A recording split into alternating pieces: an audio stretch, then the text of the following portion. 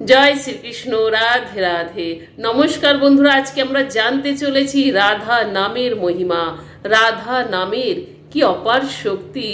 রাধা নামের মহিমা জানলে বন্ধুরা আপনারা অবাক হয়ে যাবেন এবং নাম জপেই আপনারা বুঝতে পারবেন এতই শক্তি, এতই ক্ষমতা। তাহলে বন্ধু বান্ধবদের অবশ্যই শেয়ার করে জানাবেন এবং আপনি ভালো থাকবেন, সুস্থ থাকবেন। রাধা নামটি অবশ্যই কমেন্টে লিখে রাধা রানীর কৃপা লাভ করবেন। তাহলে জানা যাক রাধা রানীর নামের মহিমা। ভিডিওটি স্কিপ করবেন না, মনোযোগ সহকারে দেখবেন এবং রাধা রানীর কৃপা লাভ করবেন। এক ব্যক্তি একবার বৃন্দাবনে এক সাধুর কাছে গিয়ে বললেন, হে মহাত্মা, আমার একটি ছেলে আছে, সে একদম ভগবানকে মানতে চায় না, কোনো পুজো পাঠও করে না, কোনো সাধু সঙ্গও করে না। আপনি কিছু একটা করুন যাতে আমার ছেলে যেন ভগবানের মহিমা জানতে পারে, সে যেন নরকে না যায়। তখন সমস্ত কথা শুনে সাধু বাবা বললেন, আচ্ছা, তোমার পুত্র সন্তান ভগবানকে মানে না, সে পুজো পাঠ করে না, সাধু সঙ্গ করে না, ঠিক আছে, আমি একদিন তোমার বাড়িতে যাব। ওই ব্যক্তি বললেন, তাহলে তো খুবই ভালো হবে, একদিন আসুন আমার বাড়িতে, আসুন আমার ছেলেকে একবার দেখে যান যে সে কি করতে চায়। তো সাধু একদিন ওই ব্যক্তির বাড়িতে গেলেন, আর ওই বাড়িতে গিয়ে সাধুকে যেই দেখেছে ওনার ছেলে, তো রেগে একদম অস্থির হয়ে গেলেন। যে কোনো বৈষ্ণবকে দেখলেই ওর এত ঘৃণা, এত হিংসা হয় যে রাস্তা দিয়ে যখন বৈষ্ণব আসছেন, সাধু আসছেন, দেখে সঙ্গে সঙ্গে দরজা বন্ধ করে দেয়। সাধু যখন ওদের বাড়িতে এলেন তখন ওনার ওই বাবা বললেন যে, দেখো, তোমাকে আসতে দেখে আমার ছেলে ঘরের দরজা বন্ধ করে দিয়েছে, কারণ সাধুকে দর্শন করবে না, সাধুকে কিছু বলবে না, সাধু দর্শন করতে চায় না। সাধু বাবা বললেন, আচ্ছা তাই নাকি, ও দরজা বন্ধ করে দিয়েছে, ঠিক আছে।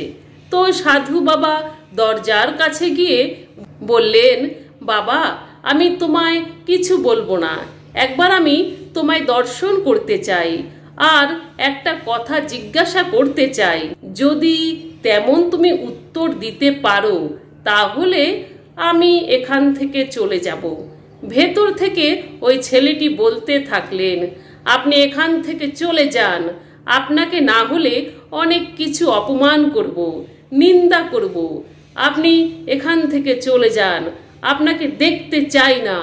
সাধু বাবা তো অবাক চোখে তাকিয়ে রইলেন, বোঝাতে থাকলেন, কিন্তু বুঝতে না পেরে সাধু বাবা জোর করে দরজা খুললেন। আর দরজা খুলেই সঙ্গে সঙ্গে ছেলেটির হাতটা ধরল, হাতটা চেপে ধরে আর বলতে লাগলো, আচ্ছা, তুমি তো আমার কোনো কথাই শুনতে চাইলে না, তাই একটা কথা অন্তত বলি, তুমি একবার মন দিয়ে শোনো, বলো, শ্রী রাধা। তখন সে বলল, না, আমি এই কথা বলতেই পারবো না। সাধু বাবা বললেন, একবার বলো না, দেখবে কি হয়, একবারই বলবে তো, তারপর আমি চলে যাব। ছেলেটি বলল, না না, আপনার কথা আমি মানছি না, আপনি যা বলছেন আমি একদম বলতে পারবো না। তো সাধু বাবা বললেন, এ সোনার পাত্র নয়, তাই হাতটাকে একদম ঘুরিয়ে ধরলেন চেপে, আর বললেন যে একবার এই শ্রীরাধা নামটি বলো। তখন ছেলেটি যন্ত্রণায় ছটফট করতে থাকে, হাতটা যেই ঘুরিয়ে ধরেছে আরও সাধু বাবা। ছেলেটি বলল, সাধু বাবা, আমার লাগছে, আমার লাগছে, আমার হাত ছেড়ে দিন। সাধু বাবা বলছেন, আগে বলো শ্রীরাধা। তখন বললেন, আচ্ছা ঠিক আছে, আমি বলছি শ্রীরাধা। ব্যাস, যখনই শ্রীরাধা উচ্চারণ করলো তখনই সাধু বাবা বললেন, ব্যাস, আমার কাজ হয়ে গেছে। বাইরে বেরিয়ে এসে ওনার বাবা জিজ্ঞাসা করলেন, কি হলো, আমার ছেলেটার কোনো সমস্যায় পড়েছে? সমাধান হলো? সাধু বাবা বললেন, আপনার ছেলের সমস্যার সমাধান হয়ে গেছে। আপনার ছেলে আর নরকে যাবে না। কিন্তু ঘর থেকে বাইরে বেরিয়ে আসার আগে সাধু ছেলেকে একবার বলেছিলেন যে তুমি যে এই জোর করে এই শ্রীরাধা উচ্চারণ করলে, যখন তুমি মারা যাবে তখন যমরাজের কাছে গিয়ে এই কথা যমরাজকে জিজ্ঞাসা করবে, একবার রাধা নাম বলার মহিমা কি। এই বলে সাধু বাবা চলে গেলেন। সময়ের কালচক্রে ছেলেটি বৃদ্ধ হয়ে গেলেন। আর একদিন সময় এলো, ছেলেটি মারাও গেল। তো যখন মারা গেল তখন সে সাধুর কথা মতো সে যমলোকে গেল। আর যমলোকে গিয়ে তো জানতেই পারছো যে পাপ পুণ্যের বিচার কিভাবে হয়। ওখানে যখন পাপ পুণ্যের বিচার হয় তখন ছেলেটির খাতা যখন চিত্রগুপ্ত দেখে, তখন চিত্রগুপ্ত খাতাটি দেখে বলেছেন, এ শুধু পাপ কাজ করেই গেছে, কোনো একটি ভালো কাজ করেনি। যমরাজ জিজ্ঞাসা করল, আরে চিত্রগুপ্ত, আরে দেখো না, সারাটা জীবন কি শুধু মানুষ পাপ কর্ম করতেই পারে, নাকি কোনো না কোনো ভালো কাজ করে? তো দেখো একটু চেষ্টা করে। তখন চিত্রগুপ্ত খুঁজে খুঁজে দেখলেন আর বললেন, যমরাজ, একটা জায়গায় নীলকালি আছে তো।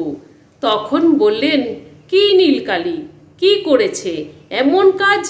তখন বললেন, একবার সাধু এসেছিল ওনার বাড়িতে, আর জোর করে সাধু তাকে শ্রীরাধা নাম বলাতে চেয়েছিল। আর সে একবার শ্রীরাধা উচ্চারণ করেছিল। সাধুর চাপে পড়ে সাধু হাত মোচকে ধরেছিল। জোর করে সাধু বাবা তাকে শ্রীরাধা নামটি উচ্চারণ করিয়েছিল। তখন যমরাজ ছেলেটিকে বললেন যে বাহ, শ্রীরাধা নাম উচ্চারণ করেছে। তো ছেলেটিকে বললেন যে তুমি একটাই ভালো কাজ করেছো, শ্রীরাধা রানীর নাম উচ্চারণ করেছো। ছেলেটি তখন বললেন যে আচ্ছা যমরাজ, আমি যদি শ্রীরাধা নাম বলে থাকি তাহলে শ্রীরাধা নামের মহিমা কি আপনি কি জানেন, যে রাধা নাম বললে কি হয়? তখন যমরাজ শুনে অবাক হয়ে গেলেন যে হ্যাঁ, সত্যি তাই তো, আমি তো পাপ পুণ্যের বিচার করি, কিন্তু স্বয়ং শ্রী রাধা রানীর নাম উচ্চারণ করেছ। এই রাধা রানীর নামের মহিমা তো আমি জানি না, মনে হয় ইন্দ্রদেব জানে, চলো ওনার কাছে যাই, যে রাধা নামের মহিমা কি। তো যমরাজ ছেলেটিকে নিয়ে ইন্দ্রদেবের কাছে এলেন আর ইন্দ্রদেবকে জিজ্ঞাসা করলেন যে ছেলেটি পৃথিবী থেকে এসেছে আর সে জানতে চায় যে একবার নাম করেছিল রাধা রানীর, তার নামের মহিমা কি আমি তো জানি না, তাই আপনার কাছে একে নিয়ে এসেছি। আপনি বলুন ইন্দ্রদেব, একবার রাধা নাম বলার মহিমা কি? ইন্দ্রদেব শুনে বললেন, আমি তো শুনেছি অনেক মহিমা আছে, কিন্তু বলতে পারবো না যে এই রাধা নামের মহিমা কি। হয়তো এটা ব্রহ্মদেব বলতে পারবেন। তখন ব্রহ্মদেবের কাছে নিয়ে গেলেন ইন্দ্রদেব যমরাজ সমেত ছেলেটিকে। ব্রহ্মদেবের কাছে এলেন। ব্রহ্মদেব দেখে বললেন যে এমন কোন মহান ব্যক্তি যাকে আপনারা যমরাজ দেবরাজ দুইজনেই পালকিতে করে নিয়ে এসেছেন আমার কাছে? যমরাজ ছেলেটির পরিচয় এবং তার প্রশ্ন ব্রহ্মদেবকে বললেন। ব্রহ্মদেব এই কথা শুনে বললেন, ভগবানের মহিমা তো অনন্ত, কিন্তু রাধা নামের মহিমা কি তা আমি বলতে পারবো না। মনে হয় অবশ্যই মহাদেব এই কথা জানে এই রাধা নামের মহিমা সম্বন্ধে। তখন মহাদেবের কাছে সবাই এলেন আর তখন ছেলেটিকে পালকিতে করে যমরাজ, ইন্দ্রদেব, ব্রহ্মদেব মহাদেবের কাছে নিয়ে এলেন। আর মহাদেব বললেন, এ কে যাকে যমরাজ, দেবরাজ, ব্রহ্মদেব পালকিতে করে নিয়ে এসেছেন আমার কাছে?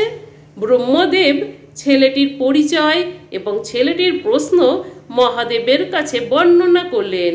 তখন ব্রহ্মদেব বললেন, এই ছেলেটি রাধা নাম উচ্চারণ করেছে, কিন্তু রাধা নামের মহিমা তো আমি জানি না, কিন্তু কে জানতে পারে? তাই জন্য মহাদেব আপনার কাছে নিয়ে আসলাম ছেলেটাকে। চিন্তা করলেন মহাদেব, আমি যখন জানি না, নিশ্চয়ই ভগবান জানে এই রাধা নামের মহিমা।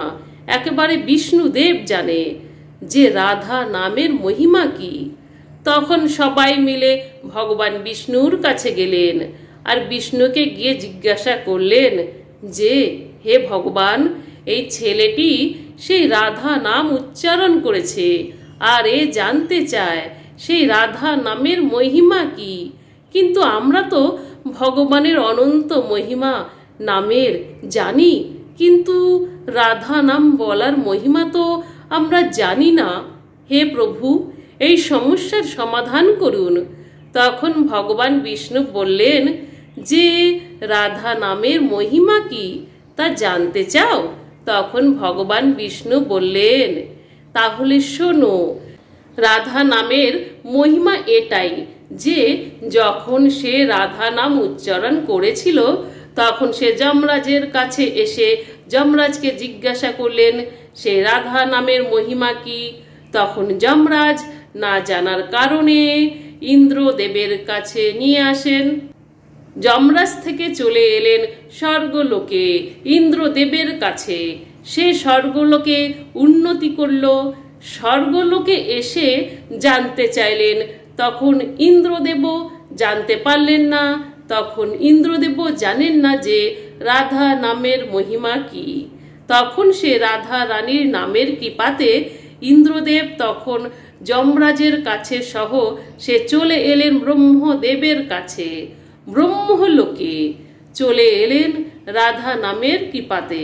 তখন ব্রহ্মদেবও রাধা নামের মহিমা জানেন না। তখন ব্রহ্মদেব সহ আপনারা সবাই চলে এলেন স্বয়ং মহাদেবের কাছে। তখন তো মহাদেবও জানতে পারলেন না যে শ্রী রাধা নামের মহিমা কি। তখন মহাদেব সহ সবাই আপনারা এই ছেলেটিকে নিয়ে পালকিতে করে বিষ্ণু লোকে যেই গমন করলেন, সে তো আর ফিরে যায় না নরকে। এটাই হচ্ছে রাধা রানীর নামের মহিমা। যে একবার বিষ্ণু লোকে সশরীরে গমন করতে পারে, সে তো বিষ্ণু লোকেই প্রাপ্ত হয়। এই ছেলেটি যখন তোমরা সশরীরে নিয়ে এসেছো, তাহলে বুঝতেই পারছো রাধা রানীর নামের কি মহিমা হতে পারে। যে বিষ্ণু লোকে একবার চলে আসে আর সে নরকে যায় না। আর বিষ্ণু লোকে আসা মানে সে তো গোলক বৃন্দাবন প্রাপ্ত হয়েছে অবশ্যই, এবং রাধা রানীর কৃপা লাভ অবশ্যই করেছে। এই হলো শ্রী রাধা নামের মহিমা। তাহলে বুঝে দেখুন যে রাধা রানীর নামের কত মহিমা। তাহলে রাধা নামের কত মহিমা জানলেন তো বন্ধুরা। ভিডিওটি ভালো লাগলে অবশ্যই লাইক, কমেন্ট, সাবস্ক্রাইব করে পাশে থাকবেন এবং বন্ধু বান্ধবদের শেয়ার করবেন। সকলেই ভালো থাকবেন, সুস্থ থাকবেন। আশা করছি আবার নতুন ভিডিও নিয়ে আপনাদের কাছে হাজির হব। ধন্যবাদ।